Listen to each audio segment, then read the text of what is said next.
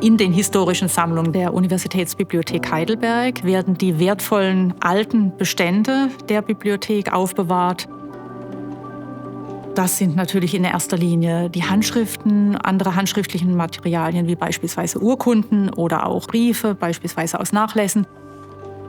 Dann aber auch die gesamte Bandbreite der gedruckten Bestände, also begonnen zeitlich bei den Frühdrucken, die zwischen Mitte des 15. Jahrhunderts und 1500 gedruckt wurden, bis zu dem neueren Bestand 19. Jahrhundert, wo wir eben dafür zuständig sind, diese Bestände entsprechend aufzubewahren, für die Nachwelt zu erhalten, zu erschließen. Mein Name ist Karin Zimmermann. Ich bin die Leiterin der historischen Sammlungen an der Universitätsbibliothek Heidelberg. Dort bin ich dafür verantwortlich, dass die alten Bestände entsprechend verwaltet werden und auch die Leute zu unterstützen, wenn es darum geht, Forschung zu betreiben. Man befasst sich auch heute immer noch mit Texten, die mehrere hundert Jahre alt sind, in unterschiedlichen Fächern, ob das jetzt Juristerei, Germanistik, andere Sprachwissenschaften ist. Jede Handschrift, jeder alte Druck, den ich in die Hand nehme, hat seit ihrer Entstehung Berührungen mit Menschen gehabt, Berührungen mit geschichtlichen Ereignissen gehabt. Wenn ich in das Regal greife, greife ich durch ein paar hundert Jahre Geschichte.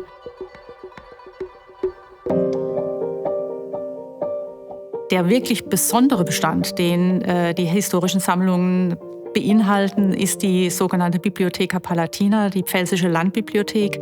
Besonders deswegen, weil sie wirklich bis in die Gründungszeit der Universität zurückgehen, also bis ins Jahr 1386. Auch damals wurden an der Universität Bücher benutzt. Natürlich waren das damals Handschriften und die ersten Bücher von Professoren, die ihre Bücher der Universität vermacht haben. Es war eben eine Sammlung an Büchern, die Informationen liefern, die für die Studierenden dann eben auch vorgehalten wurden.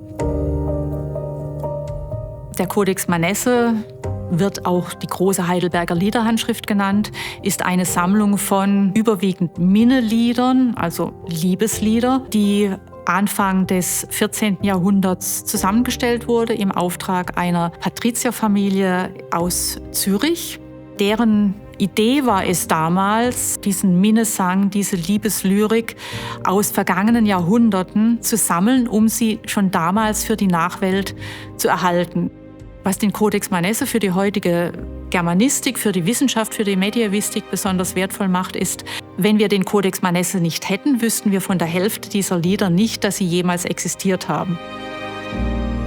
Der Heidelberger Sachsenspiegel oder die Heidelberger Bilderhandschrift des Sachsenspiegels ist Anfang des 13. Jahrhunderts entstanden und enthält Rechtstexte, ist also im Prinzip eine juristische Handschrift. Das Wichtige ist, dass damit quasi das ausgeübte Recht erstmals zu Papier oder zu Pergament gebracht wurde, also kodifiziert wurde, um es festzuhalten. Es geht dabei um das Recht der Sachsen. Besonders interessant finde ich immer die Abschnitte in der Handschrift, in der das sogenannte Landrecht abgehandelt wird. Das ist also quasi das, was heute Zivilrecht wäre. Das sind alles zum Teil Dinge, die tatsächlich heute noch im Rechtsbuch Niederschlag finden. Von daher ist es eben auch für heutige Rechtshistoriker eine sehr wichtige Quelle.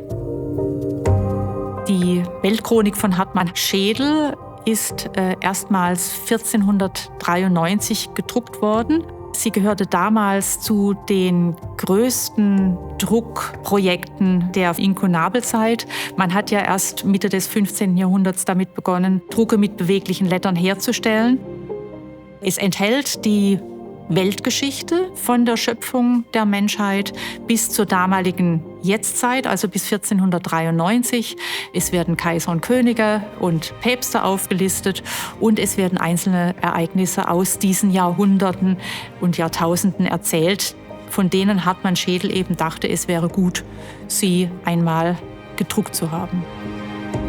Der Codex Manesse, der Heidelberger Sachsenspiegel und die Schädelsche Weltchronik, das sind einfach Highlights über die Heidelberger historischen Sammlungen hinaus, die auch von Weltbedeutung sind.